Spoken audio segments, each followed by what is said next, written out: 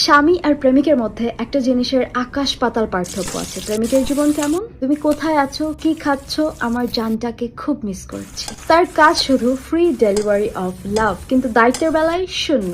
তাকে কাজ করতে হয় না, বিল দিতে হয় না, এমনকি ঘরের বাতিও তার প্রেমের আলোয় জ্বলে ওঠে না। কিন্তু স্বামী ভোর থেকে রাত পর্যন্ত সে শুধু এটাই ভেবে চলেছে, আজকে বাজার করব কি দিয়ে, বাচ্চার ফি কি করে মেটাবো, ঋণ পরিশোধ করব কি করে। যেখানে প্রেমিকের দায়িত্ব শুধুমাত্র মোবাইলটাকে চার্জে লাগানো, কিন্তু স্বামীর পকেটের চার্জ যদি ফুরিয়ে যায় পুরো সংসারটা হাহাকার করে। প্রেম খুবই সহজ, কারণ সেটা দায়িত্বহীন। আপনার প্রেমিক হয়তো আপনাকে রোজই বলবে আমি তোমাকে ছাড়া বাঁচবো না, বা আকাশের চাঁদও এনে দিতে চাইবে।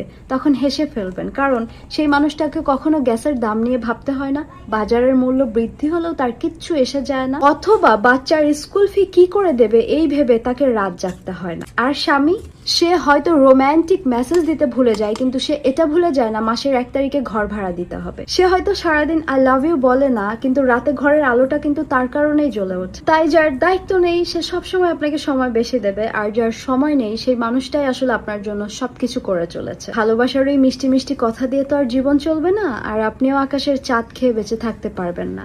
দায়িত্বেই সবচেয়ে বেশি প্রমাণিত হয় ভালোবাসা।